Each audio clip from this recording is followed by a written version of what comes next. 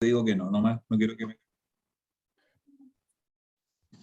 Muy bien, muy buenas tardes a todos asistentes. Hoy, el día de hoy nos acompaña Jorge Atria. Jorge Atria es investigador asociado, profesor de la Escuela de Sociología y director del Magíster en Métodos para la Investigación Social de la Universidad Diego Portales, investigador asociado, como dijimos, de la línea Interacciones Grupales e Individuales de COES. También es investigador adjunto de la Red Transandina de Sustentabilidad, TR Andes, doctor en Sociología de la Freie Universität Berlin, Alemania, sociólogo y magíster en Sociología de la Pontificia Universidad Católica de Chile. Actualmente está a cargo del proyecto Fondesit, Cultura Tributaria, Conocimiento y Moral en el pago de impuestos en la sociedad chilena. Sus áreas de investigación son Sociología, Economía y Fiscal, élites, y estratificación social y sociología de la cultura.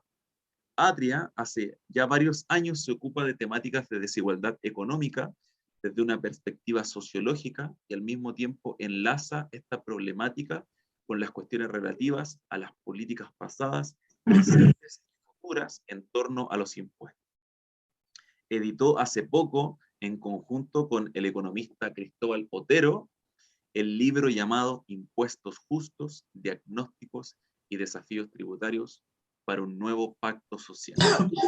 A continuación, le doy el pase a mi compañero Juan Cerey, que nos va a dar unas breves palabras en torno a la obra del investigador Jorge Atria.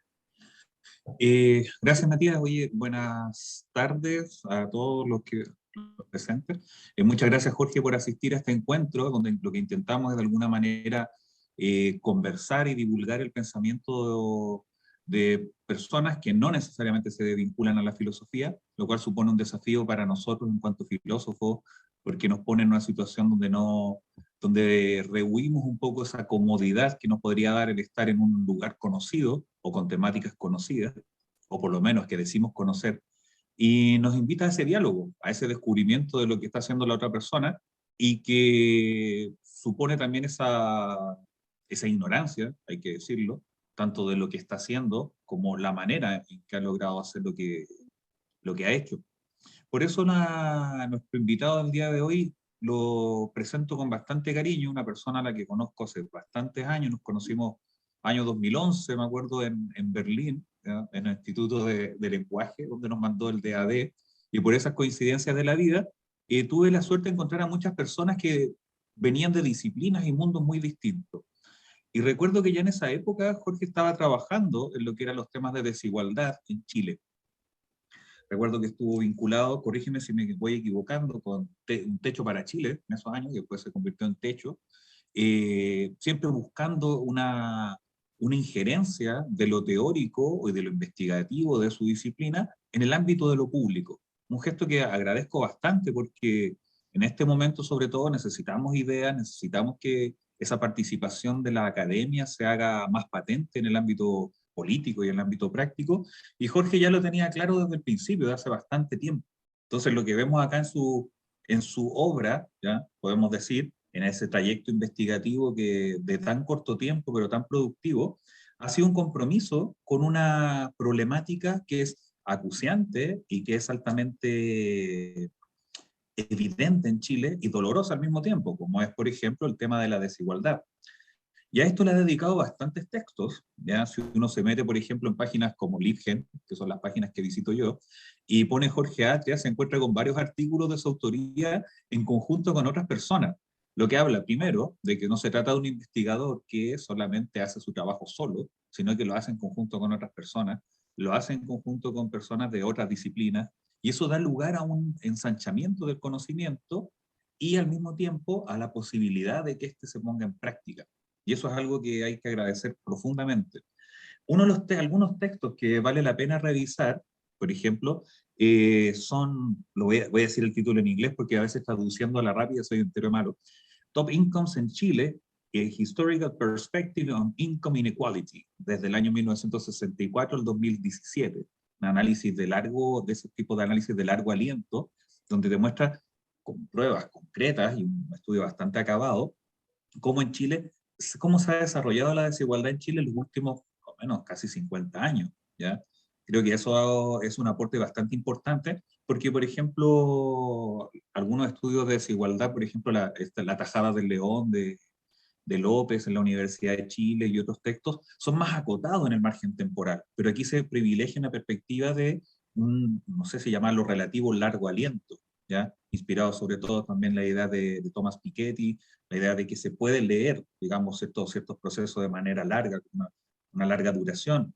Hay otros textos, otro que está muy bueno, que se llama Economic Elites Attitudes Toward Meritocracy in Chile, a Moral Economic Perspective. O sea, la visión económica y moral que tienen las élites respecto a la meritocracia en Chile, que también es un estudio bastante interesante, porque en este estudio se va mostrando cómo las élites, en este conjunto de entrevistas que se van realizando, que ahí le vamos a preguntar con más detalle a Jorge, se entienden a sí mismas, que es un trabajo también interesante, que va más allá de la mera constatación, digamos, de lo que ellos piensan, sino que va siendo analizado en torno a los patrones que se pueden ir descubriendo en relación a lo que las mismas élites, hablando de ellas mismas y con total libertad y soltura, dicen de ellas.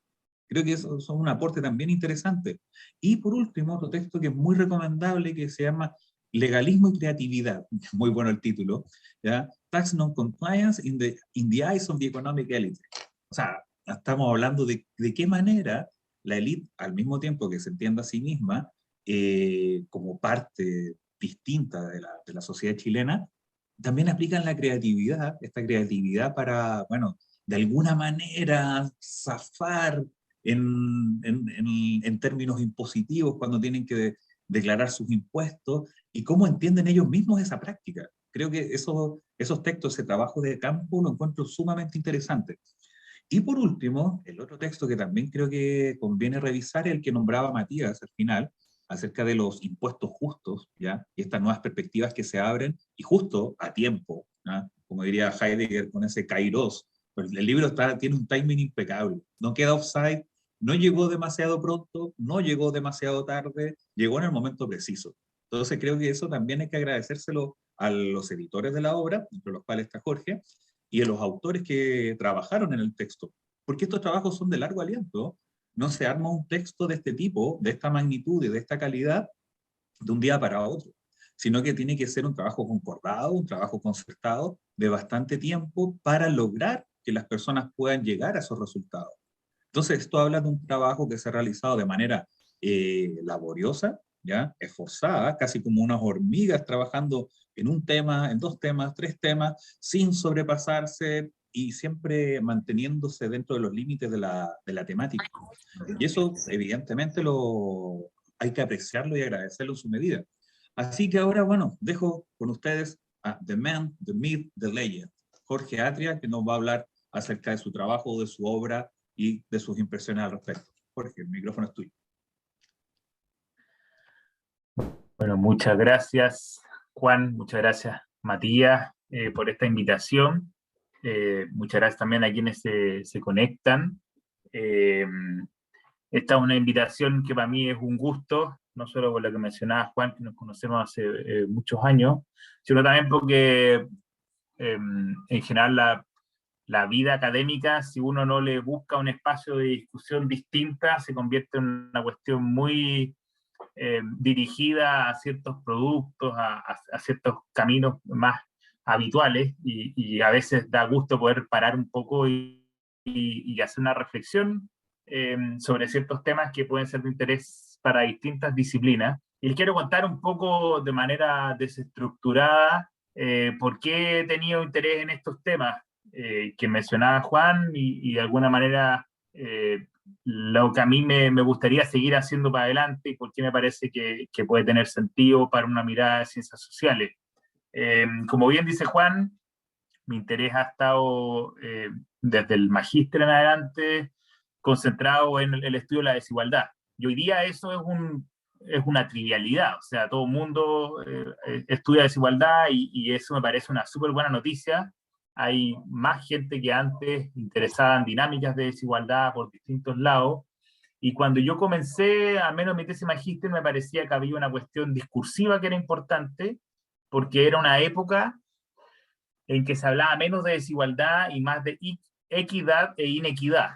Y entonces el concepto de igualdad y desigualdad de alguna manera estuvo suspendido en Chile y en varios países de América Latina entre inicio de la década de los 90 y comienzo de la década de 2000. Se hablaba mucho más de equidad e inequidad, y si uno va, por ejemplo, un librito de la CEPAL del año 90, que se llama Transformación Productiva con Equidad, se da cuenta que ahí se empieza a instalar ese concepto, también porque la idea de igualdad y desigualdad estaba todavía demasiado teñida ideológicamente. Esa es una explicación que aparece en distintos discursos. Entonces, me acuerdo que desde mitad de los 2000, en el marco de la tesis magíster, me pareció interesante mirar discursivamente esto, pero también siento que es importante mirar la dimensión práctica, y al igual que muchas investigadoras e investigadores, cuando uno se da cuenta de la desigualdad y sus efectos concretos, se da cuenta que el estudio de la pobreza ha hecho grandes aportes, pero es necesario complementarlo con un foco en diferencias y producción de pobreza en contexto de riqueza y producción de riqueza en contexto de pobreza.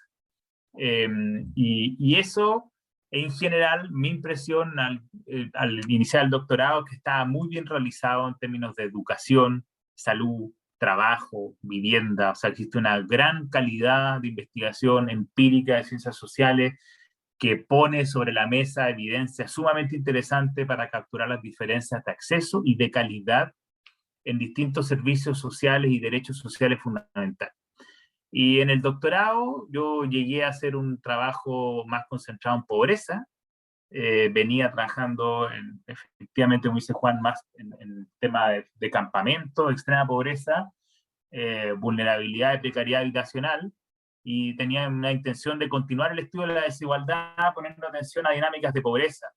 Y por suerte mi profesor en Alemania me destruyó mi tesis doctoral, mi proyecto de tesis doctoral, y uno de los puntos que me hizo mucho sentido, y se lo agradezco hasta el día de hoy, fue ponerme ante una cuestión muy evidente, y eso es lo valioso de un profesor o profesora, o un investigador o investigadora que tiene una conversación con un par. Esto es una cuestión que cualquiera de nosotros y nosotras que está conectado puede vivirlo en su vida de trabajo académico, que es cuando alguien te dice algo que tú has pensado algunas veces, pero cuando te lo dice alguien de afuera te hace mucho sentido.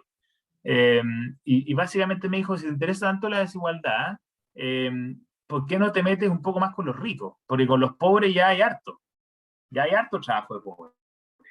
Se ha hecho mucha investigación para comprender la pobreza. Y yo estoy de acuerdo con esa cuestión, y estaba de acuerdo en ese momento, incluso con un proyecto sobre pobreza y desigualdad bajo el brazo. Y desde ese momento comencé un camino que no fue fácil para tratar de reorientar mis intereses en desigualdad hacia el otro extremo de la población.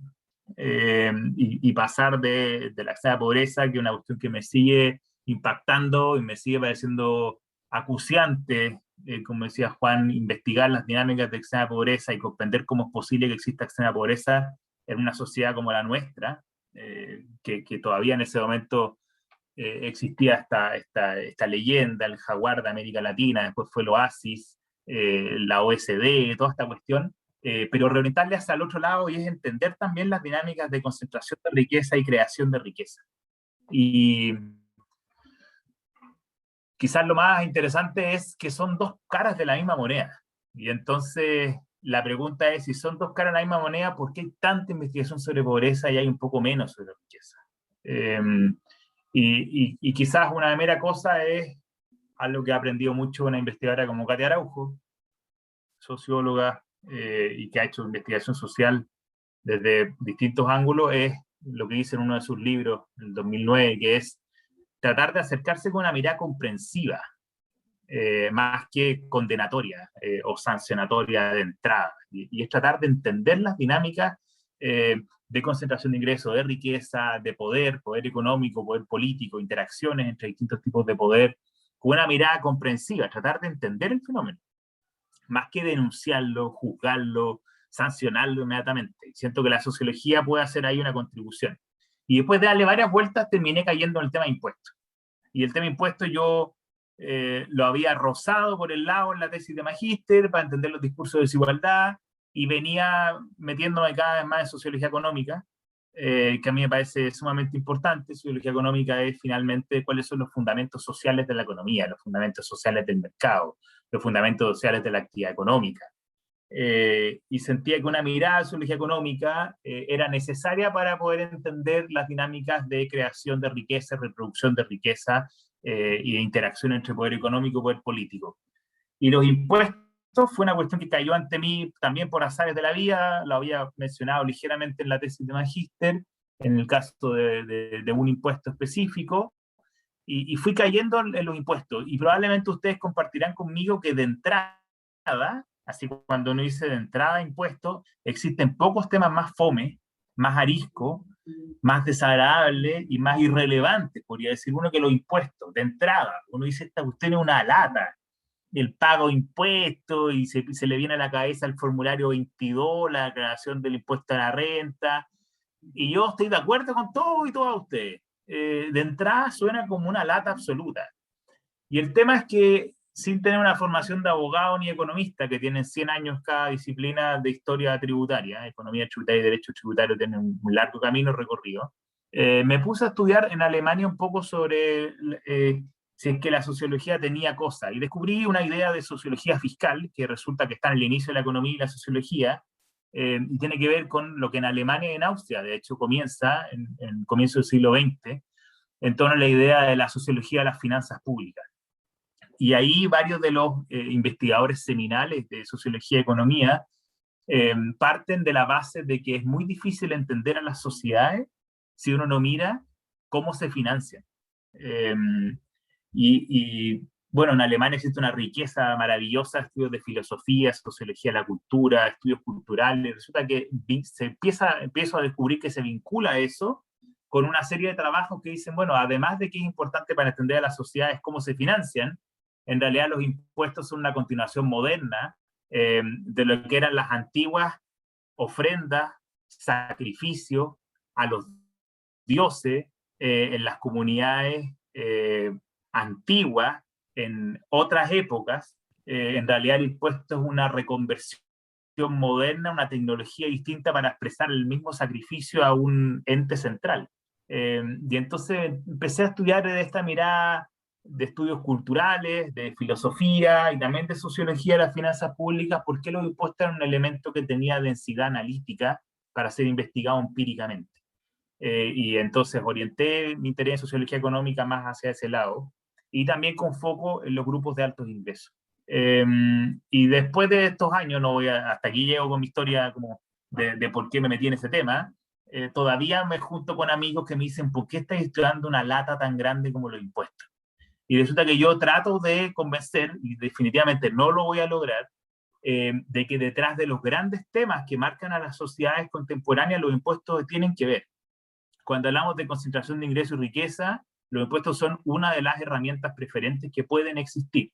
Cuando hablamos de la preocupación por el gasto social, un gasto social bien hecho de parte del Estado, es imposible no hacerse la pregunta por cómo se recauda la plata. Porque si yo hago un gasto justo, un gasto para los que más lo necesitan, pero tomo la plata y recaudo de quienes más lo necesitan, al menos vale la pena hacerse la pregunta de cómo puede ser que esté recaudando de quienes más lo necesitan para darle plata a quienes más lo necesitan. Cuando pensamos en que hoy día vivimos una sociedad donde cada vez más se heredan los privilegios y se heredan los perjuicios, existen pocos mecanismos para pensar cómo acabar, o al menos mitigar, o al menos desafiar esa reproducción automática de perjuicio y beneficio, sin considerar a los impuestos como una de las herramientas. Por supuesto, está la propia educación, hay otros mecanismos, pero los impuestos están metidos ahí, cuando hablamos del impuesto a la herencia, por ejemplo. Es difícil pensar en cómo valorar la contribución que hace la sociedad en la casa que uno vive, o en el departamento que uno compró, en la idea de plusvalor, que tiene una historia de discusión, y buscar una manera de que eso se exprese en una devolución del ciudadano o ciudadana que compró una propiedad hacia el plusvalor que se va traduciendo en la iluminación que rodea la casa, los caminos que rodean la casa, la estación de metro que llevó a la casa, sino a través de una herramienta tributaria. Y finalmente, la discusión filosófica de cómo se expresa la ciudadanía en el siglo XXI, porque nosotros somos muy buenos para definirnos como consumidores, y si nos engañan en el supermercado vamos a apasionadamente alegar para que nos devuelvan la plata. Pero cuesta entender que en el siglo XXI exista una manera más concreta de expresar ciudadanía y relación entre Estado y ciudadanía que no sea a través de los impuestos. Una cuestión que pagamos todos los días al salir de la casa, queramos o no, y que nos hace por ende ser más que consumidores, contribuyentes. Y contribuyente significa también entender que estamos haciendo una contribución a una comunidad política y que eso expresa nuestro reconocimiento a una entidad soberana, que es el Estado, y al cual la dotamos de ciertas facultades para que pueda tomar decisiones en nombre nuestro. Entonces, me parece que ahí hay un profundo set de preguntas y temas que a mí me sigue apasionando y por el cual quiero seguir investigando esta cuestión. Y creo que eso es compatible con la lata que puede reflejar para algunas personas esta cuestión técnica, legal, específica de los impuestos. Y bueno, y quizás puede servir también, y con esto ya voy quizás terminando, acercarme a la idea de por qué esto también es importante para estar en los grupos de altos ingresos. Cuando uno piensa en las relaciones entre personas de bajos recursos y el Estado, se le pueden ocurrir varios ejemplos. Cómo se consigue un subsidio para la vivienda, cómo se obtiene un aporte económico, un bono, una transferencia, cómo se negocia el acceso a la salud, las dificultades para acceder a salud pública, la decisión de la escuela pública versus lo que antes era la escuela particular subvencionada, esta educación dividida en tres. Todas estas tensiones nos muestran una cosa al menos, y es que los vínculos entre Estado e individuos de bajos recursos pueden ser estudiados por varias vías. Pero cuando uno dice cómo funciona el vínculo entre Estado e individuos de altos ingresos, existen muy pocas maneras de estudiarlo, muy pocas maneras, porque en general las personas de alto ingreso no se relacionan tanto con el Estado.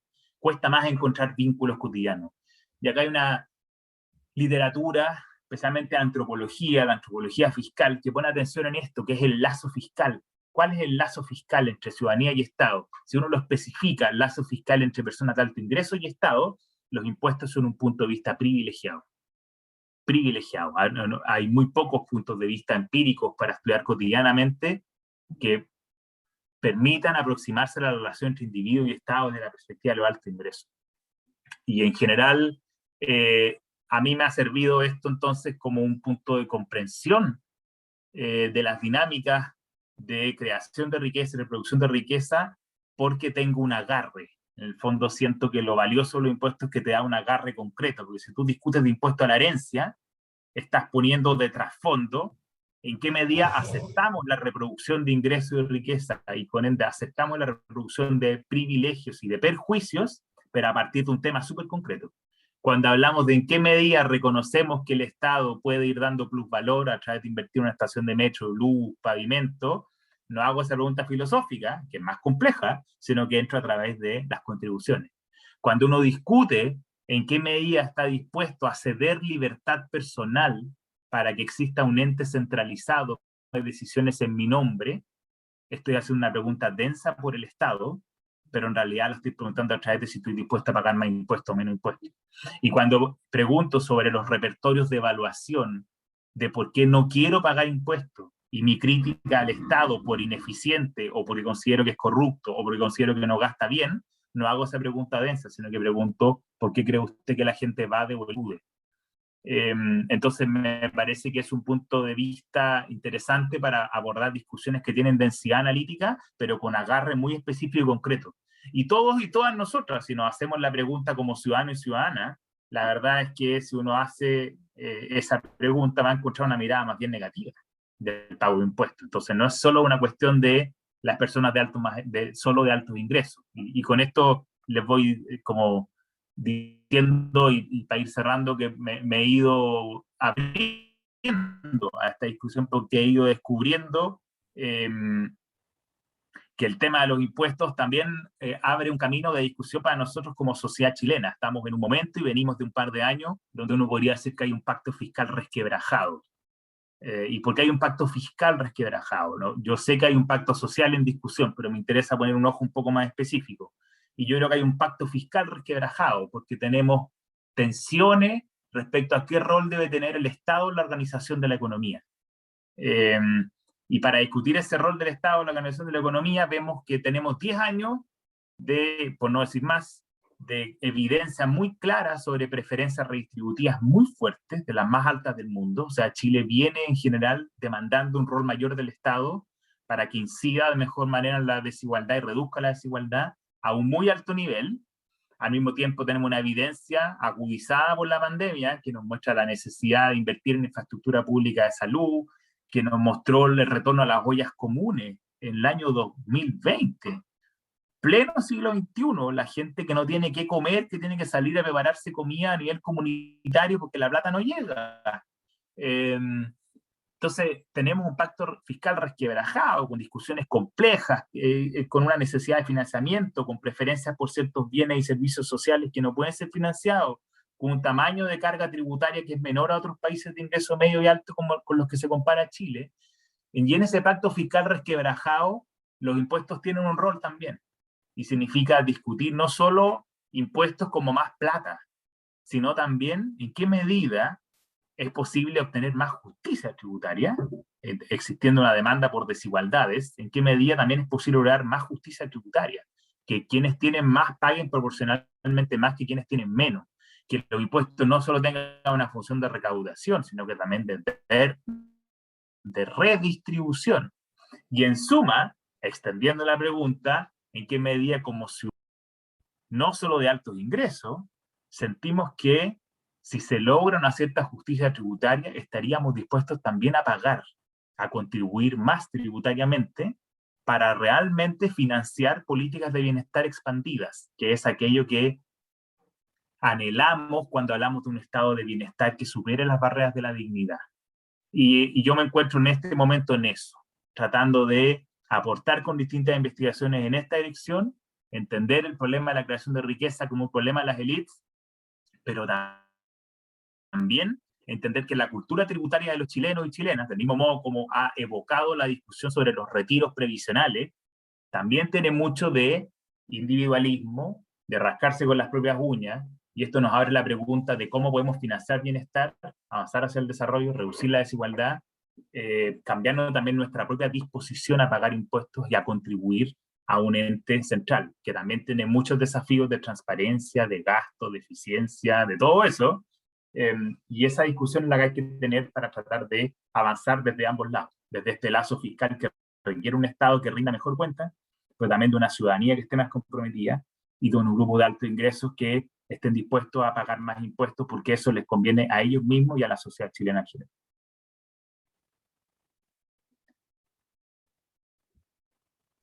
Creo que esto es un buen punto para al menos provocar una conversa que puede ser lo más interesante. Sí, sí, absolutamente, de todas maneras. De hecho, hay varios puntos que trataste que van abriendo varios puntos de conversación.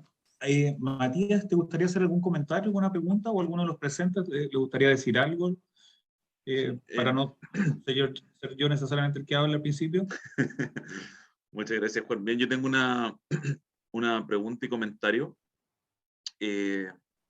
Pensando un poco en la posibilidad de poder profundizar, que puedas profundizar en unas temáticas que me saltan a la vista con lo que has estado manifestando y hablando en esta sesión. Y a propósito de que hemos visto que en el último tiempo en Chile, específicamente post-estallido social, el tema de la desigualdad ha tomado un rol central en la agenda constituyente, parlamentaria, entre otros. En este sentido, te quisiera preguntar cómo has pensado tú el concepto de riqueza en otros campos como la educación, la salud, la tecnología, la globalización, etcétera, puesto que las diferencias de desigualdad, a mi punto de vista, a mi parecer, aumentan en tanto ese conjunto de bienes, como la educación, la salud, etcétera, se distribuyen de forma desigual también. ¿Crees que habría que repensar, por ejemplo, en el proceso constituyente actual y con todas las políticas públicas que van a venir después, esa distribución económica en factores como lo que efectúa el Producto Interno Bruto? Y también si es que la meritocracia ha favorecido también ese aumento en la desigual distribución económica. Eso por ahora como para partir.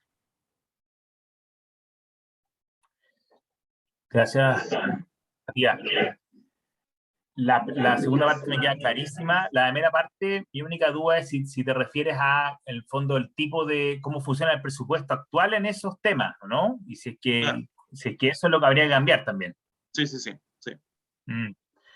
A mí, primero como de entrada, este es otro tema que me parece fascinante, y es en qué medida tenemos una visión algo distorsionada de indicadores de eficiencia. Entonces, tenemos en general una visión del Estado chileno que es peor de la que realmente es. Y a menudo aparece una crítica de que el Estado gasta mal, pese a que gasta bastante mejor que muchos otros países, que dilapida recursos, pese a que dilapida mucho menos que otros países, y que tiene alto nivel de corrupción, pese a que tiene mucho más bajos niveles de corrupción que otros países. Digo esto porque algo se está haciendo mal, además de que quizás el Estado tiene una cantidad enorme de desafíos, pero algo se está haciendo mal en la discusión, o algo está incidiendo en que la discusión que estamos teniendo subvalora el rol del Estado respecto de lo que el Estado realmente hace. Insisto, no quiere decir que no tiene cosas que mejorar, pero la posición relativa del Estado chileno en comparación internacional es muy buena, es bastante buena. En general, la gente que ha visto los indicadores sabe que esto es así. Y una de las maneras en que esto se prueba bien es que, por ejemplo, el 10% más pobre, cuando uno mira el gasto público chileno social, se da cuenta que el 10% más pobre, por ejemplo, fuertemente sus recursos. Es un gasto muy progresivo, aumenta fuertemente sus recursos, gracias a los subsidios del Estado. Entonces, ¿qué es lo que ocurre? Que el Estado chileno, en realidad, en la comparación de países de ingreso medio y alto con los que se compara a Chile, tiene pocos recursos. Tiene pocos recursos. Entonces la política social chilena es más bien acotada, sus transferencias son más bien acotadas. Entonces cuando uno mira las áreas de educación, salud, vivienda, etcétera, uno dice, están bien gastadas en general, tienen menos indicadores de corrupción, ineficiencia. ¿Se puede ser más eficiente? Se puede ser más eficiente. Pero en realidad el gasto, sustancialmente hablando, está bien hecho. Lo que pasa es que es insuficiente para cambiar las dinámicas de desigualdad. Es insuficiente para cambiar las dinámicas de desigualdad porque es tan poco que alcanza a llegar más bien específicamente a los deciles más bajos, pero en general no alcanza a transformar las dinámicas distributivas de la sociedad chilena. Eh, y entonces, claro, es cierto que la clase media en términos de distribución no alcanza a ver ciertas cosas, porque el Estado chileno con lo que tiene alcanza a financiar ciertos elementos, pero no alcanza a proveer políticas de bienestar universales, tipo estado de bienestar, y para eso hay que pegarse un cambio en la carga tributaria. No es solo que el Estado, por ser más eficiente, va a poder llegar a la clase media, es que también se requiere un aumento de la carga tributaria. Entonces yo diría que hoy día, en varios derechos sociales, no diría que el efecto que tienen es que empeoran la situación de desigualdad, sino que simplemente no alcanzan lo suficiente como para minorarla. Y tiene que ver no solo con una cuestión de ineficiencia fiscal, ese no es el argumento principal, sino que diría yo que es la cantidad de recursos que no es lo suficiente. En términos de meritocracia, yo diría que la meritocracia ha funcionado no solo en Chile, sino que si uno mira los diagnósticos internacionales, si uno va a filosofía muy bien difundida, como por ejemplo el trabajo de Michael Sandel, eh, pero también existen otros trabajos de sociología, filosofía, que son de más bajo perfil, que no tienen esta vocación así tan de divulgación nacional, internacional que tiene Sandel. Encuentran que la meritocracia es definida como una trampa, una tiranía, una distorsión. ¿Por qué? Porque finalmente genera una idea de que se puede llegar a la cima solamente o en gran medida a través del esfuerzo y el talento.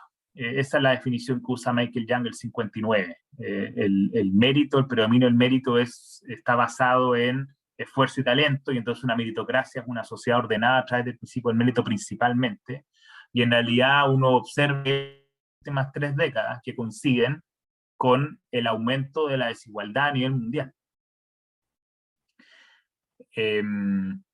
Entonces,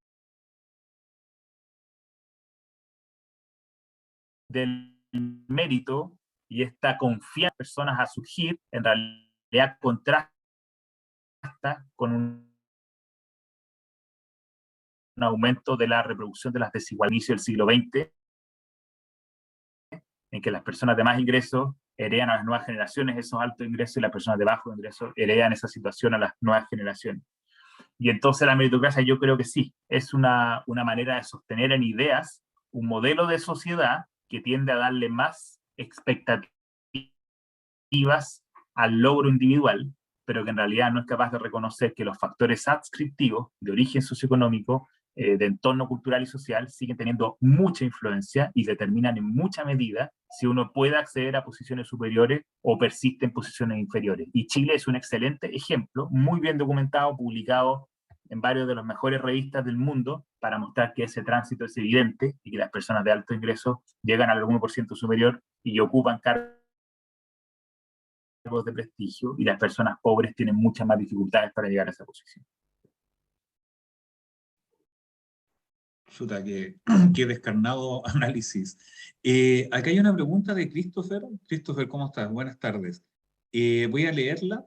Dice, bajo ese punto de vista, lo que está mal es nuestro punto de comparación. Dice, hablando de la crítica dura de la sociedad. ¿Se entiende más o menos la pregunta? ¿O le digo a Christopher que hable No, acá? yo creo que, me imagino, Christopher, que tiene que ver con la comparación de eficiencia, ineficiencia, corrupción y aplicación de recursos del Estado, ¿no? Voy a suponer que sí, pero si no, Christopher, por favor, no tengas problema en escribir el comentario o interrumpirme. Voy a contarle una anécdota. En Alemania, una vez yo estudié un doctorado en Alemania, ya, ahí conocí a Juan, y estando una vez en una galería que tiene un... Sí, sobre gasto del Estado, ok. Estando una vez en una galería que se llama Olga Benario, que es una galería que está en un barrio más bien estudiantil, de recursos medios y bajos, en Berlín, en Neukölln, y es una galería que tiene que ver más con causas chilenas y latinoamericanas. Entonces había un interés muy grande en mostrar causas sociales chilenas y latinoamericanas, y hizo una presentación a ciudadanía alemana en general sobre el problema de la mirada de la élite económica y el problema del Estado en Chile y por qué se necesita un Estado más grande y que recaude mucho más impuestos. Me acuerdo de presentar y que la ciudadanía alemana, al momento de capturar como las reacciones, decían, es que no, esto no es así. En verdad, ¿por qué le dar más plata al Estado? Si ya el Estado tiene una barbaridad de plata. Es una locura y el Estado lo hace pésimo. Y de hecho esto está bien recogido si uno mira, por ejemplo, a los que les interesa la filosofía. Eh, Existe un libro, por ejemplo, de Peter Sloterdijk, eh, que pucha, se llama, da lo mismo en alemán, pues tiene que ver con esta traducción español en Ciruela, y tiene que ver con la idea de la fiscalidad, la responsabilidad ciudadana y la fiscalidad. Y Sloterdijk, de alguna manera creo que estaba bien representado en esa gente que fue a Olga Benario, a esa galería, y que tiene un sesgo pro Chile y pro Latinoamérica súper fuerte, causas sociales, una crítica muy dura a la dictadura, etc. Y claro, Sloterdijk lo hace más descarnado todavía, pero básicamente dice que el impuesto es una tecnología obsoleta, que el Estado no tiene por qué hacer esto, y provocó un duro debate en Alemania, este trabajo de Sloterdijk, que en realidad partió como una columna en un diario. Respondió Axel Honneth, que es otro filósofo muy importante en Alemania, y se generó un debate muy profundo. Honneth decía que Sloterdijk estaba profundamente equivocado, que no entendía nada respecto a la lógica de los impuestos, etc. Esa discusión filosófica a mí me gratifica porque de alguna manera lleva a los impuestos a proyectarlos de una manera no solo de tasas y de leyes, que es la discusión de economía y derecho, pero tratando de entender por qué la ciudadanía ya reaccionaba de esa manera. Y esta pregunta me la han vuelto a hacer varias veces, en el fondo. ¿Por qué darle más confianza al Estado? ¿Qué sé yo? Bueno, en Alemania la gente se le va la mitad de su carga tributaria, básicamente. La mitad de su plata se le va en impuestos. Entonces yo entiendo que la exigencia del Estado y la manera que se evalúa el Estado es distinta. Estamos hablando de un Estado que tiene una cantidad de recursos que es muy sustantiva. En Chile, la gente de altos ingresos paga aproximadamente lo mismo, por no decir menos, que las personas más pobres en Chile. Como en Chile la gente más pobre no paga impuesto a la renta, paga solo IVA. El IVA, ustedes saben que en Chile es de 19%. la tasa efectiva real de las personas de más alto ingreso en Chile. Estoy hablando del 1% superior y también del 10% superior, es aproximadamente, según el indicador que se mire, 16, 14, 18, 19, 20, 22, según el estudio que uno mire. Vale decir, y en general esto está bien documentado en la literatura, las personas del 10% más pobre pagan lo mismo en proporción que el 10% más rico y que el 1% más rico de Chile, en proporción.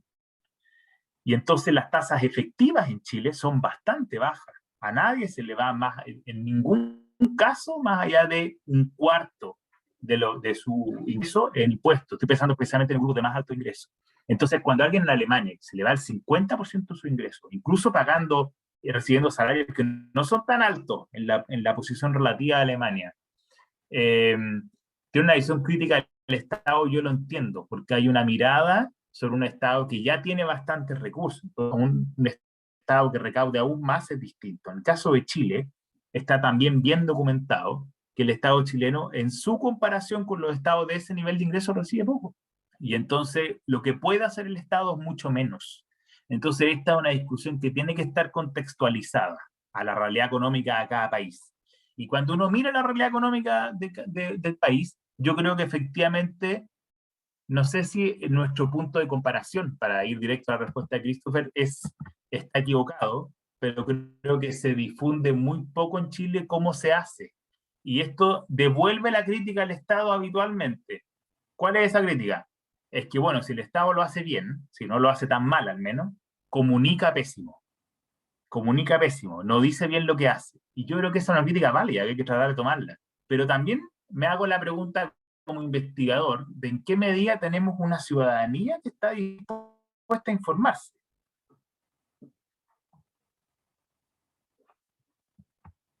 ¿En qué medida, creo que algo pasó con Internet, pero creo que ahí volví, en qué medida la ciudadanía está dispuesta a informarse? No es solo que, o sea, mi pregunta es, cuando el Estado comunica mal, supongamos que lo hace así, ¿realmente los ciudadanos y ciudadanas estamos informándonos lo suficiente? Y cuando uno mira las páginas web de transparencia fiscal, se da cuenta que en realidad existen varios medios para informarse.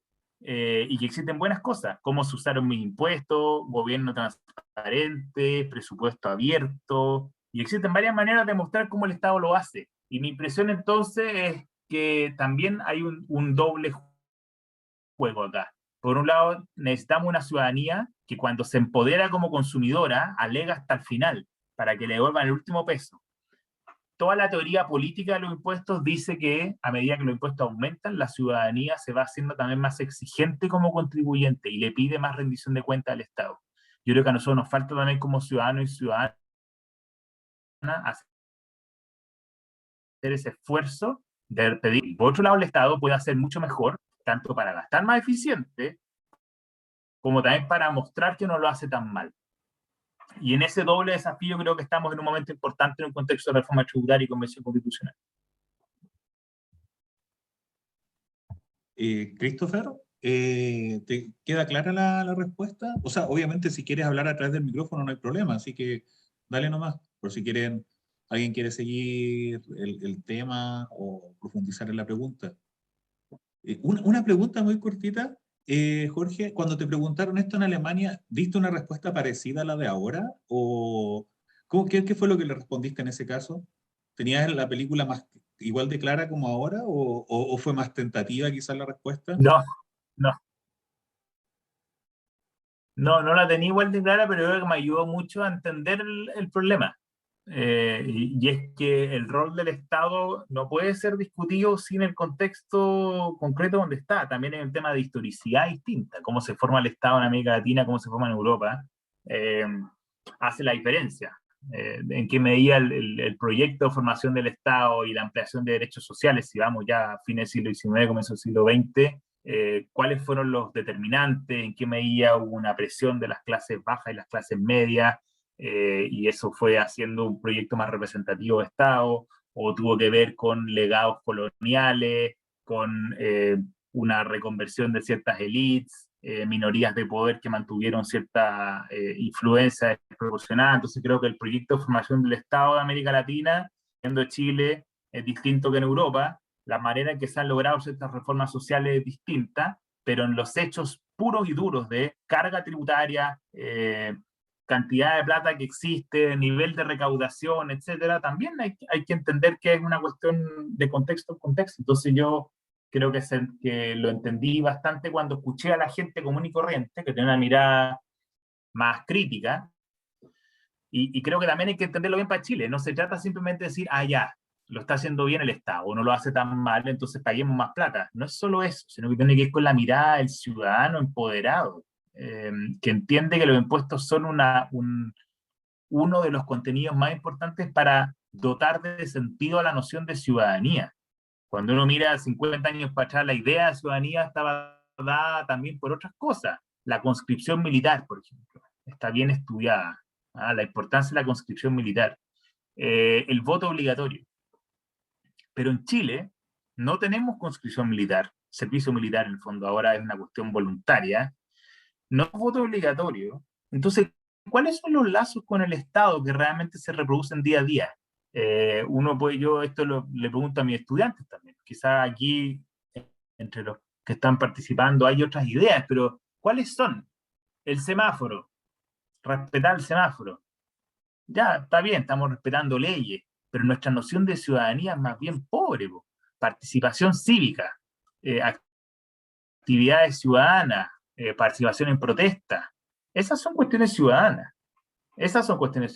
Asociatividad en general, manifestaciones de algún tipo. Pero el pago de impuestos está dentro de esas cosas. Lo que pasa es que es una obligación, pero está dentro de esos lazos con el Estado que uno puede encontrar día a día. Entonces es interesante hacerse la pregunta en términos de ciudadanía. Y entonces por eso me hizo sentido esa conversa allá. No es solo entender si uno está dispuesto o no a pagar más, sino también si uno está dispuesto a entender los impuestos como...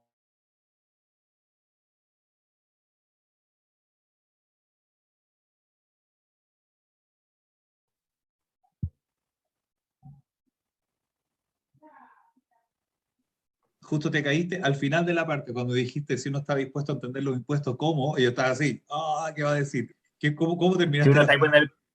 si uno está dispuesto, gracias por decirme, Juan, si no habría pensado si uno está dispuesto a entender los impuestos como una cuestión política, no solo como una cuestión de plata, sino como una discusión política, como parte de la definición de ciudadanía del siglo XXI. Ya, ahí entiendo.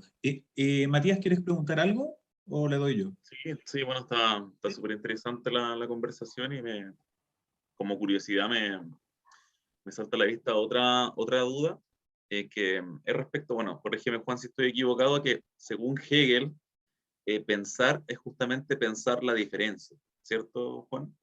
Estoy equivocado.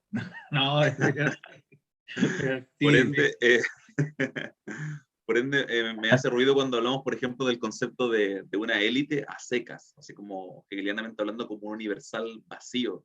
En ese sentido, nosotros podemos encontrar distintos como consensos y diferencias entre los distintos tipos de élites que encontramos en Chile, porque, por ejemplo, siempre se nos habla de élite cultural, artística, política, económica, etc. ¿Crees tú, Jorge, que cada tipo de élite tiende a ubicarse en distintos tipos de pensamientos políticos? Por ejemplo, quizá podríamos decir que la élite artística en Chile al menos es más cercana a la izquierda, que la élite económica es más cercana a veces a la ultraderecha o a la derecha. ¿Crees que esa misma diferenciación de sentido en cuanto a la representación que ellos tienen de sí mismos en el pensamiento político generan efectos prácticos en la realidad, como segregación de territorio, a veces un hermetismo discursivo? La pregunta sería, ¿cómo percibes tú esas diferenciaciones entre las distintas élites chilenas y cómo estas afectan a la realidad chilena? Gracias, Matías. Háganme señas, por favor, si es que el internet empieza a fallar y buscamos alternativas con nuestra red. La pregunta de Matías es súper importante y las élites han sido también un interés fuerte de investigación para mí. Y bueno, el año pasado presentamos un estudio que se llama la encuesta elite del COES, estudio a la elite económica, cultural y política de Chile. Está para descargar gratis Son aproximadamente 100 diapositivas de PowerPoint con una cantidad de resultados súper importante. Y si quieren después puedo poner el link acá mismo. Ha generado una discusión interesante porque es un estudio que lo que buscaba era exactamente hacer la diferencia entre tres tipos de elite que son importantes en Chile hoy día: la elite política, la elite económica y la elite cultural, pero además buscar contrastes con la ciudadanía. Entonces, en aproximadamente la mitad de las preguntas, tenemos la respuesta de la elite política, cultural, económica y ciudadanía. Entonces podíamos hacer los contrastes en ciertos temas para ver si es que está alineada las tres élites. Primero, ¿es una sola élite homogénea o es una élite heterogénea? Y en segundo lugar, si es heterogénea o es homogénea, en qué medida converge o diverge de las opiniones de la ciudadanía. Y entonces usamos una batería de preguntas para la cual teníamos respaldo en ciudadanía, y la contrastamos con encuestas a la elite. Hicimos 440 encuestas a la elite, que fue una tarea sumamente difícil, de aproximadamente 2 a 3 años para poder lograr ese resultado. Y yo diría que en Chile hay bastantes diferencias. Efectivamente, cuando uno hace una definición de élite así de entrada, existen distintas definiciones en la teoría. Una definición de élite más cercana a los recursos, por ejemplo. ¿Cuánta plata? Entonces ocupa, como hace la economía, el 1% superior, 0,1%, 10%. Posicional. Ahí parece que me he pegado. No, pero sigue, la cosa siguió. Perdón, un segundo nomás. Excelente. Una visión posicional que tiene que ver con cargos de poder y prestigio. ¿Quiénes tienen cargo? Entonces, cuando el ejemplo que típicamente damos nosotros es Jürgen Habermas, seguramente no sería parte de la élite intelectual alemana, porque no tiene una posición hoy día.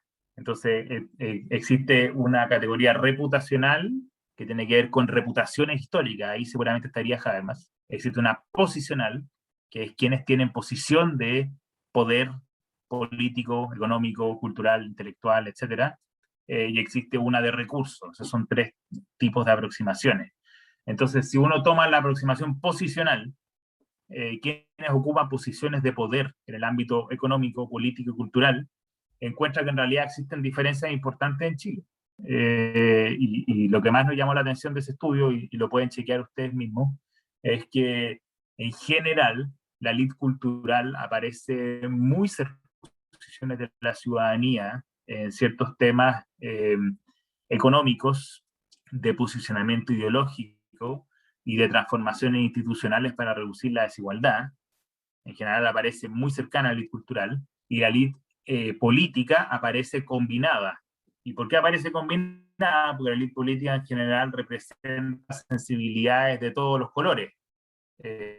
Porque en el Parlamento hay opiniones distintas, porque en cargos de representación van variando los tipos de ideologías de los gobiernos, entonces hay posiciones más mezcladas. Y la élite económica, en cambio, tiene posiciones muy radicales cuando uno las compara con la élite cultural y política. Entonces, en Chile, en realidad, si uno toma eso, encuentra que existen, para efectos de reducir la desigualdad, enfrentar ciertos problemas que a la ciudadanía le preocupan, una diferencia muy importante en cómo actúa la élite cultural respecto a sus opiniones, la élite política y la élite económica. Y aparecen otros temas donde en realidad la élite es tremendamente homogénea. Por ejemplo, en temas de migración. En general, la élite completa tiende a ser muy proclive a la migración, mientras que la ciudadanía muestra posiciones mucho más críticas frente a la migración. Y también existen otras donde están todos de acuerdo: élites y ciudadanía. Y esto es, por ejemplo, en el caso del conflicto mapuche. Preguntado como conflicto mapuche, y preguntado en realidad, la pregunta original es el conflicto entre mapuche y Estado chileno, aparece que tanto la ciudadanía como las 3 élites consideran que es un gran conflicto. Entonces, en resumen, las élites en Chile tienen varias posiciones distintas según el tipo de tema que se trate, y realmente quienes estamos interesados en cómo se hace uso del poder en Chile, deberíamos poner atención a esas diferencias, porque eso tiene consecuencias importantes según si es el ámbito cultural, político o económico. Oye, Jorge, una pregunta. Cuando, por ejemplo, acá en los textos que tienes, cuando realizan todas estas entrevistas a las élites, ¿ya? Ah, te quedaste pegado. Ahí sí, ¿me escuchas? Y volví porque cambié de red, a ver si nos va mejor. Ah, ya, súper. En estos textos donde, por ejemplo, realizan estas entrevistas, estos estudios de campo con representantes de la élite, en términos prácticos, ¿qué tan difícil es acceder a ellos? ¿A qué me refiero? Por ejemplo, estoy pensando en este libro sobre la desigualdad de Anthony, este nombre este desgraciado, del Anthony Atkinson, ¿ya?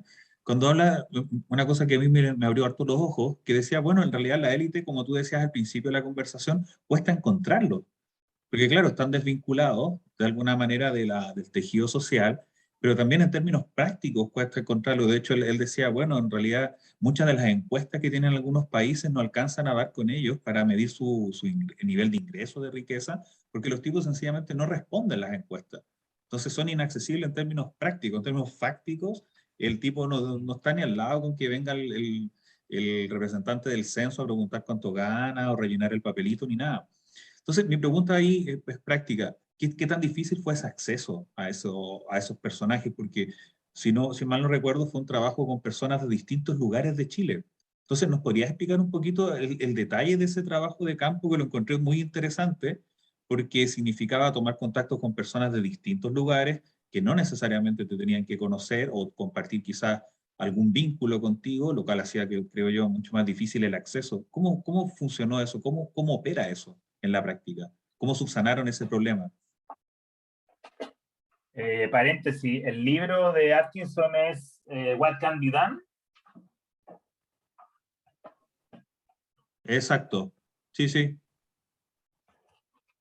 Ok, me intriga para saber dónde lo decía Atkinson. Sí, sí. Eh, ¿Qué podemos hacer?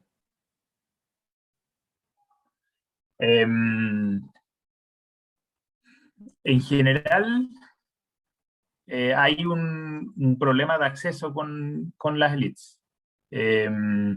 Y aquí yo diría que hay un eterno problema en los trabajos empíricos.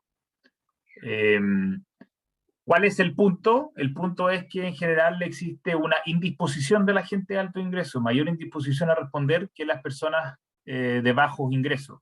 Y también existe, yo diría, una manera un poco más intrusiva en ciertos estudios o en ciertas técnicas que llevan a que, claro, en el caso de bajo ingreso uno va recorriendo manzanas simplemente y va pudiendo tener un acceso más fácil, y en cambio en barrios de más alto ingreso es más difícil hacer ese ingreso, es más difícil tener ese contacto.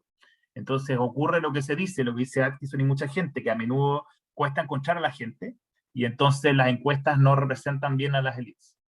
Y yo he hecho más de un trabajo, por eso ha sido diseño distinto. El caso de uno de esos trabajos que tú mencionas, Juan, el de legalismo y creatividad, ese fue parte de mi tesis doctoral, y el trabajo me costó muchísimo.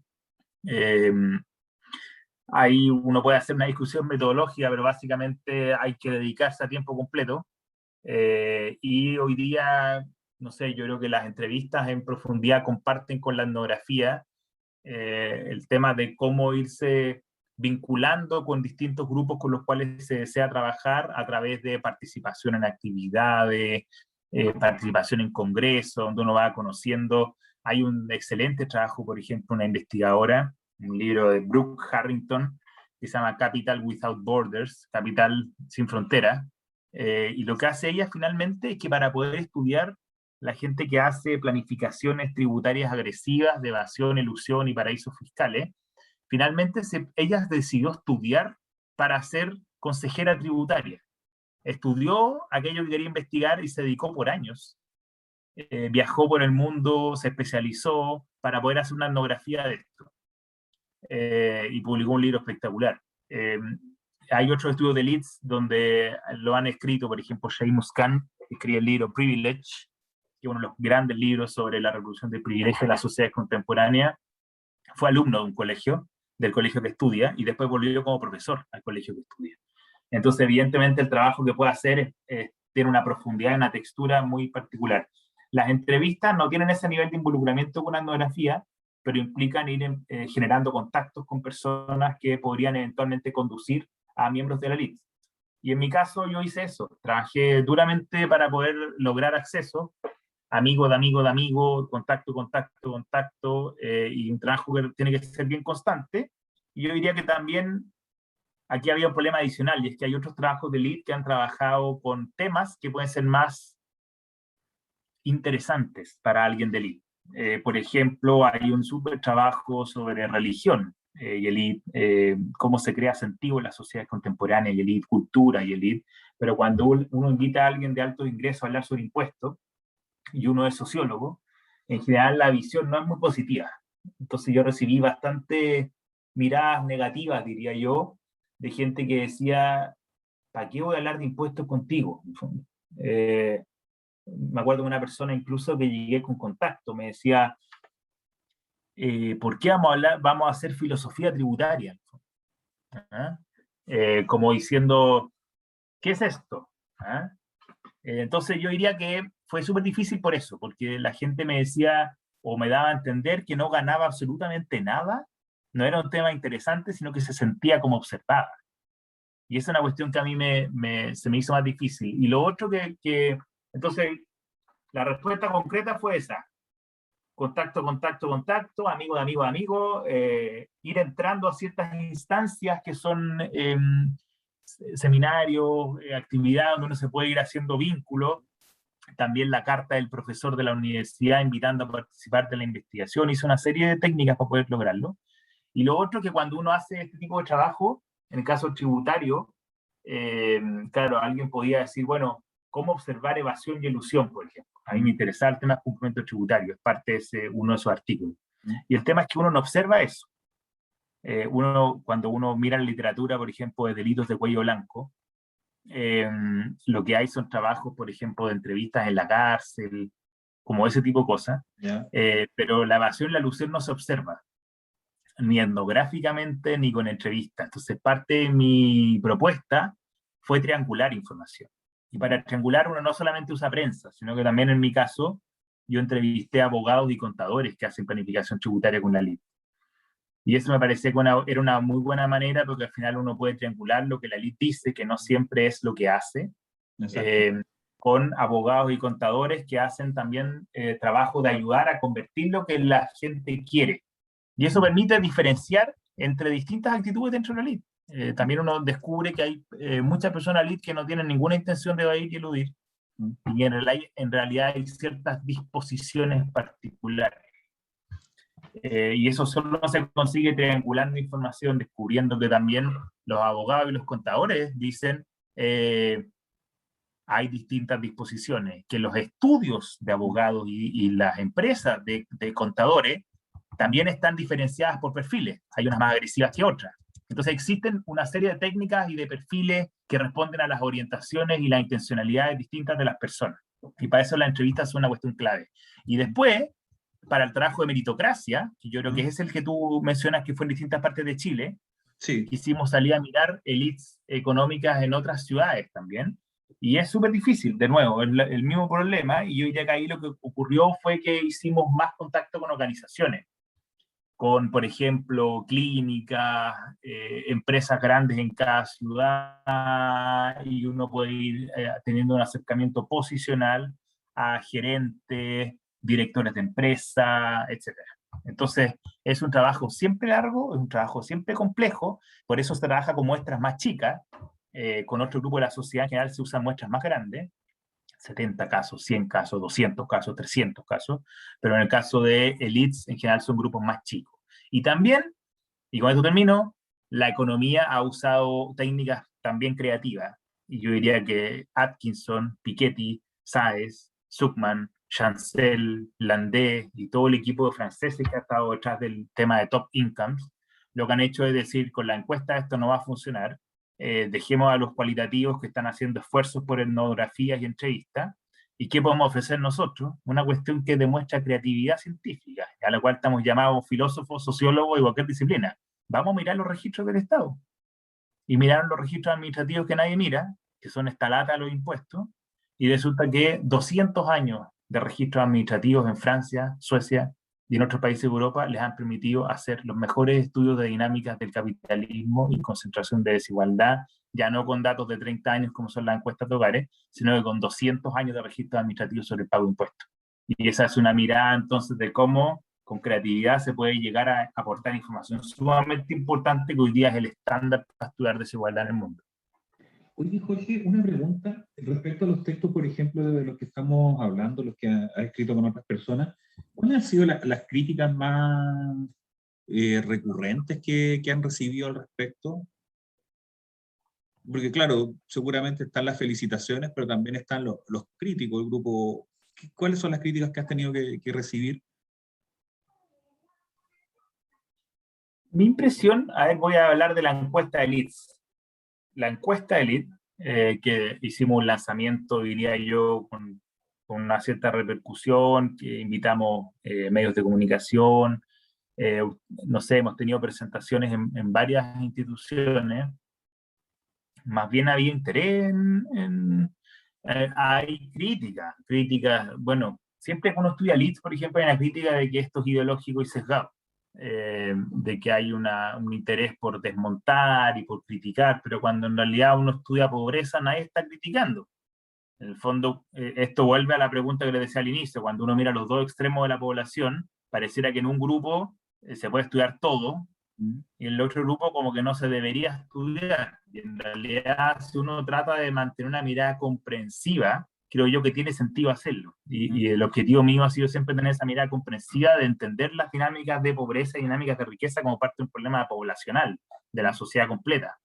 Y yo diría que en el caso de la encuesta de Leeds, si bien ha habido algunas críticas de ese tipo, en general se ha valorado que ha habido un esfuerzo lo más científico posible por entender. Y en el caso concreto de la encuesta de Leeds, nosotros estamos partiendo de un estudio alemán que tuvo mucha repercusión en Alemania, no sé si en Europa, que se llama el estudio Elite de Potsdam, así se conoce, el estudio Elite de Potsdam, el Potsdamer Elite Studio. Y hacen un esfuerzo por hacer una medición científica de percepciones y creencias de la elite. Y en el caso nuestro, notábamos que había pocos estudios en Chile que hubieran hecho esta mirada, que tuvieran encuestas, que tuvieran un cierto trabajo de muestra, que tuvieran un cierto trabajo de representatividad. Construimos listas por año de grupos económicos, de organigrama de cargos en el sistema político chileno, del sector público, un organigrama de posiciones de poder cultural, y el esfuerzo era tratar de mostrar estos contrastes, y a mucha gente le ha llamado la atención, cómo se le da evidencia a las diferencias de percepción y creencias al interior de la elite.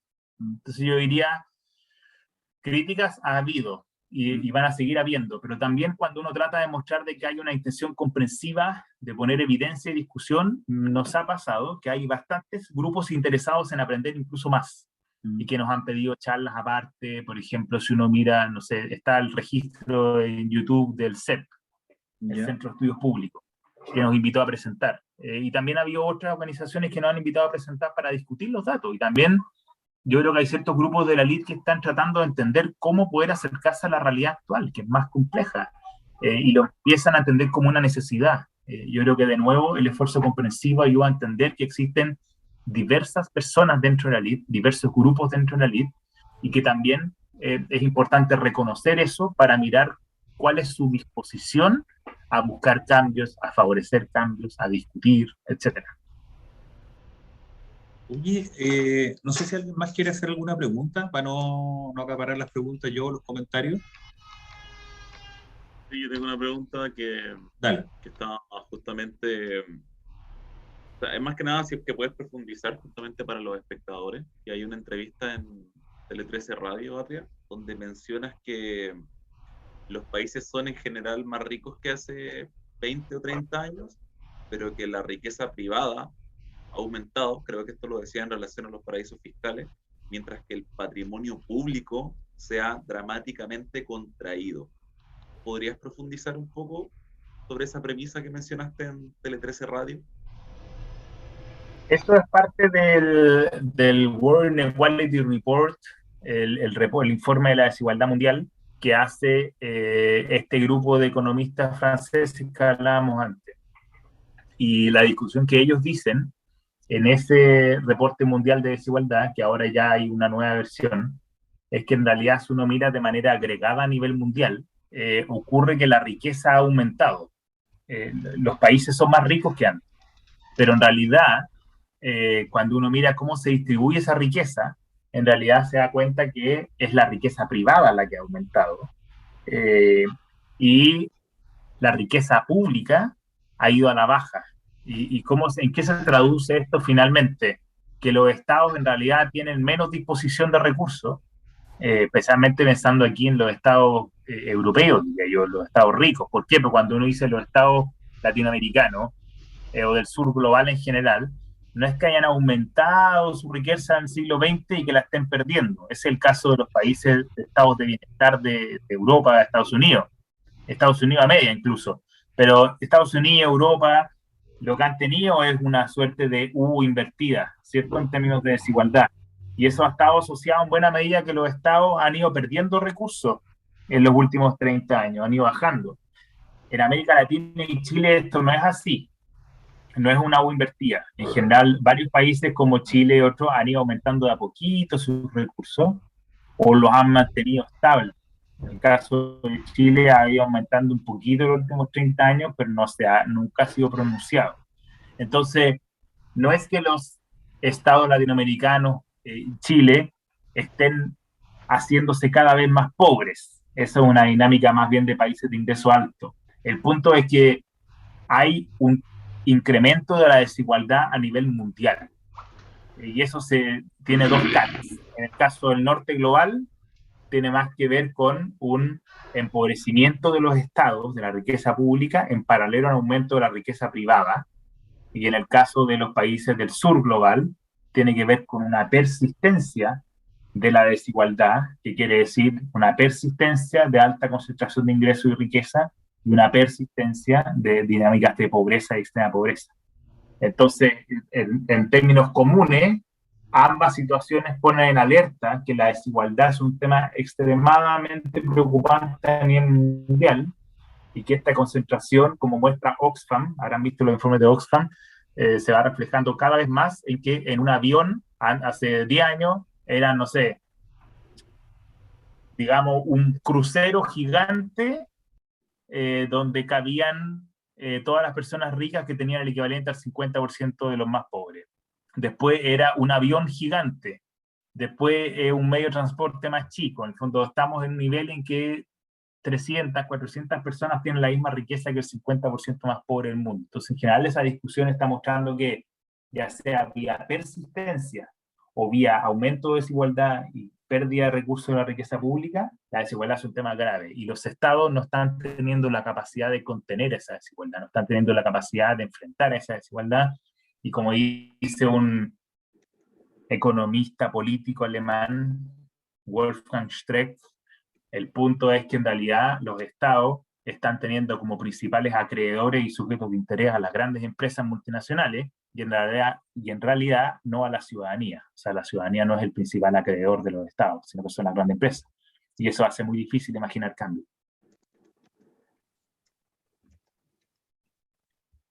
Buena. Oye, Jorge, una última pregunta, por lo menos de mi lado, es, estaba pensando en un historiador danés, se llama Niklas Olsen, que plantea la existencia de este consumidor soberano.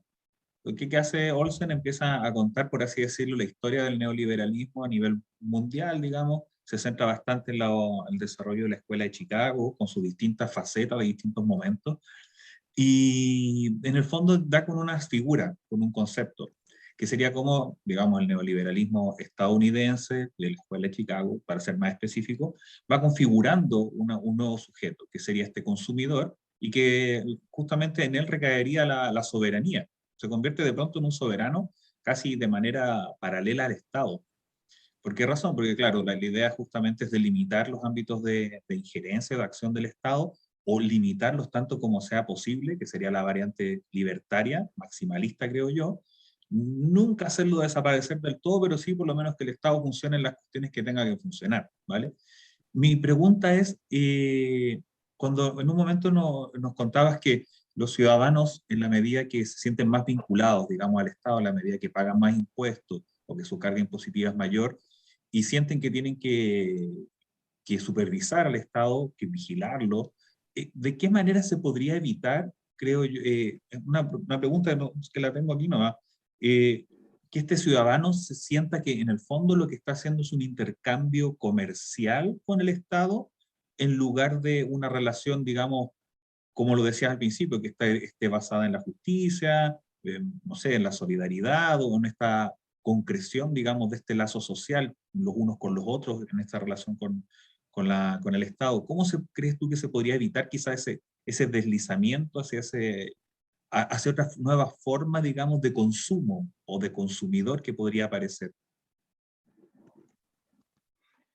Es una buena pregunta. Yo creo que, claro, esto no es, además de Olsen, si uno va para atrás, no sé, pues mira el trabajo de Nozick, cuando discutía con Rawls a mitad del siglo XX, Anarchy, State and Utopia, Anarquía, Estado y Utopía hablaba de este Estado ultramínimo. Y después, bueno, Hayek, no, o sea, siempre ha habido ciertas posiciones en filosofía política, en literatura de justicia distributiva, que ha puesto este énfasis. Hay diferencia en el fondo, que la idea de justicia social misma, Hayek no la aceptaba, por ejemplo. Existen varias posiciones para poder entender el rol del Estado y cómo se imagina el Estado por las personas.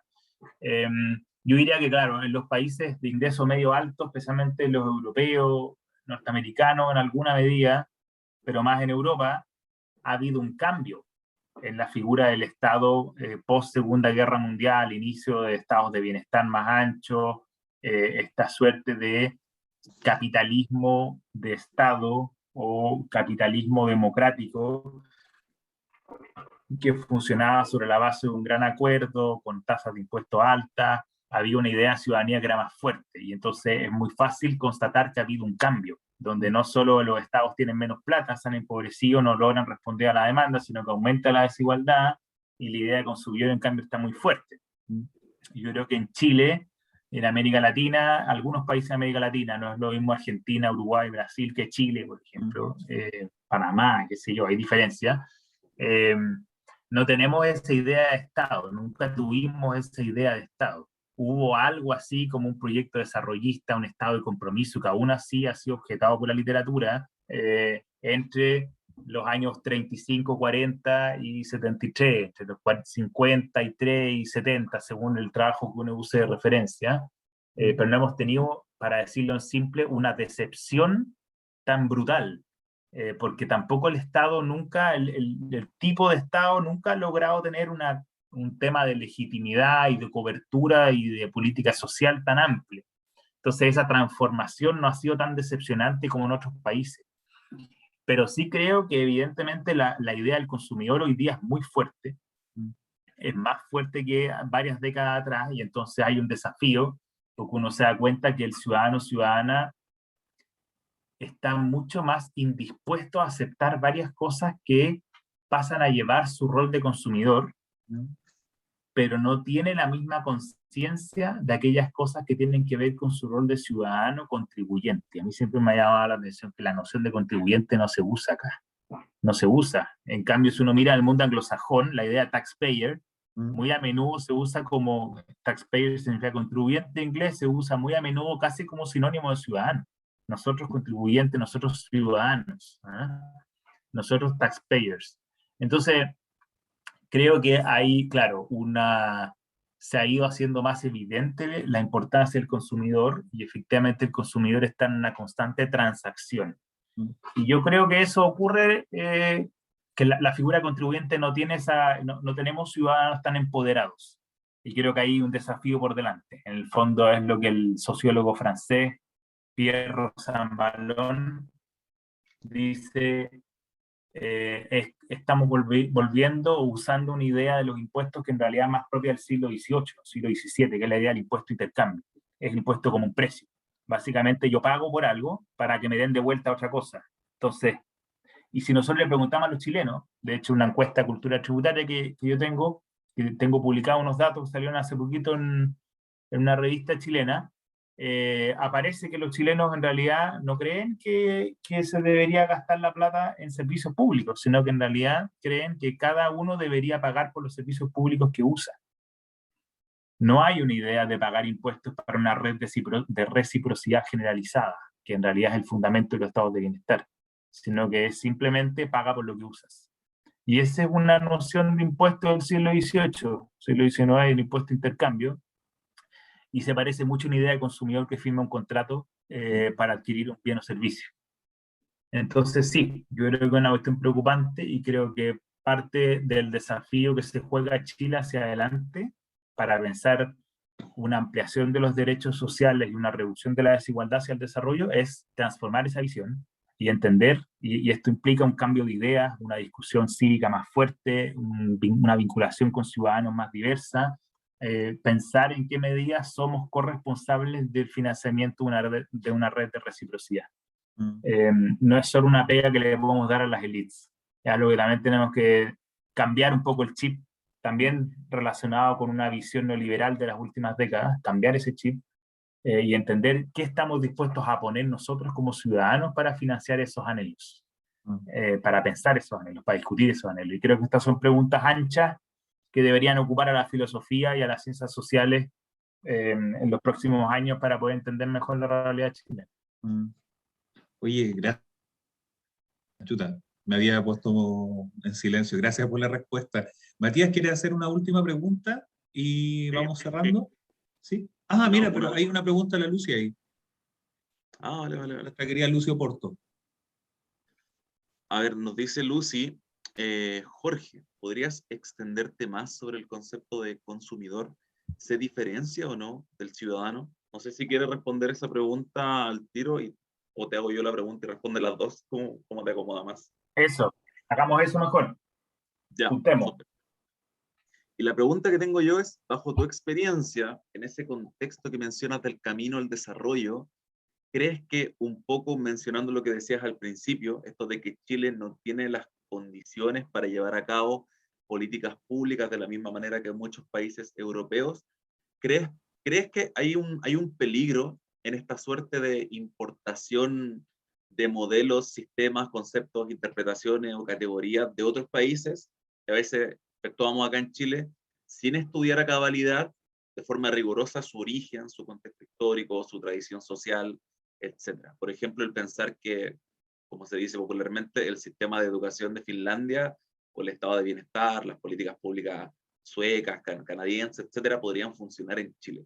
Es decir, pensar que hay como un supuesto remedio o panacea en esta importación de categorías extranjeras, sin atender que más que un remedio podrían ser un veneno o algo perjudicial pensando en nuestro contexto histórico chileno. Bueno, gracias Lucy y gracias Matías. Son preguntas contundentes las dos y creo que no voy a ser tan bueno para responder ninguna de las dos, son preguntas ambiciosas. Respecto a Lucy, claro, yo creo que se diferencia el concepto de ciudadano. O sea, el concepto de consumidor está ligado a una relación comercial dada por el consumo o el interés por acceder a ciertos bienes o servicios de interés privado. Y entonces la idea de consumidor está más dada a nuestra lógica individual de querer adquirir ciertos bienes que por necesidad o placer queremos acceder. Y en el caso del ciudadano, no. El caso del ciudadano tiene que ver con la pertenencia común a una comunidad política y cómo ciertos bienes comunes son necesarios para que como ciudadanos podamos ser parte de una misma comunidad, tener ciertos derechos básicos y un estándar civilizatorio que nos mantenga como sociedad. Entonces, mi impresión como diagnóstico es que la idea de consumidor está muy diferenciada a la de ciudadano y que cada vez más, quizás en línea con el diagnóstico de Olsen, como decía Juan, ese consumidor es una autoridad que tiene ciertos mecanismos para alegar, que puede pelear con las empresas. Yo no sé si siempre lo logra, pero al menos un tipo empoderado que se le anima a llamar, a opinar, a ser parte. Y en cambio la figura del ciudadano queda como una categoría muy abstracta, que en general no se le pone contenido concreto, y que el pago de impuestos es uno de esos contenidos que debería asociarse más claramente con la idea de ciudadano, y que eso tiene consecuencias, porque finalmente no nos sentimos parte pagadora del Estado, no nos sentimos contribuyentes, y entonces tampoco nos sentimos tan claros de opinar, y creemos que el tema tributario a veces no nos corresponde, cuando en realidad somos parte importante del financiamiento del Estado. Entonces yo creo que es una doble relación, no es solo que sería bueno que el ciudadano pague más plata, no va por ese lado, tiene que ver también con que se sienta más consciente de su rol de contribuyente. Y en el caso de Matías, por supuesto, también creo que exportar categorías siempre ha sido un problema en las ciencias sociales, y tomar conceptos sin darles historicidad y contexto es una cuestión peligrosa. En ese sentido, claro, hay ciertas interpretaciones que pueden influir en que no tengamos tanta claridad sobre cómo esto ocurriría en Chile. Y creo que particularmente lo desafiante para adelante es pensar la idea de bienestar respecto de lo que necesita Chile. La idea de bienestar, de dignidad, de acuerdo con las necesidades que existen en Chile, los problemas que existen en Chile, y las maneras que los chilenos y chilenas creemos que deberían ser útiles para resolver esos problemas.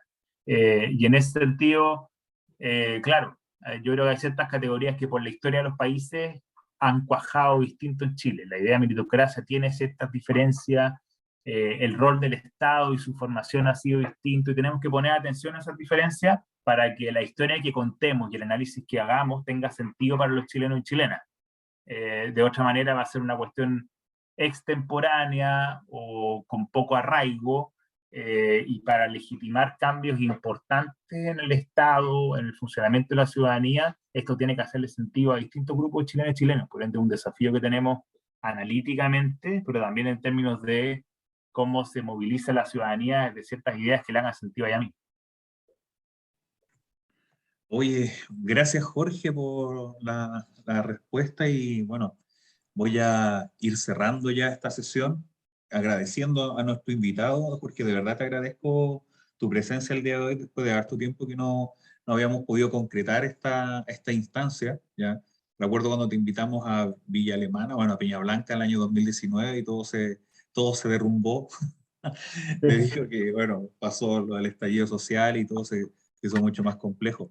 Agradezco muchísimo tu exposición el día de hoy y vuelvo a agradecer también ese trabajo constante que, como decía al principio, que veo que estás realizando hace ya muchísimos años, que ya nos explicaste cómo se enlaza también con otros intereses y cómo este trabajo está rindiendo frutos, y espero que lo siga rindiendo en lo sucesivo para tener más claridad en relación a temas que, bueno, que quizás no han sido tocados lo suficiente o cuyas perspectivas han sido distintas en cada caso.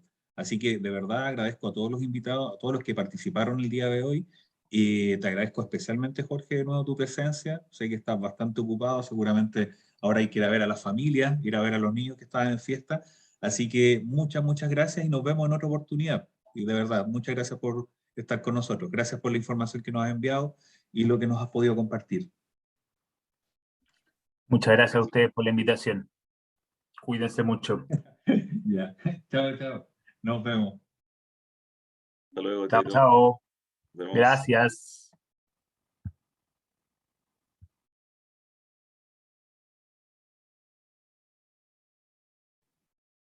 Buena, Mati, ¿cómo estáis? Dime. En una se me cayó, se me cayó la sesión.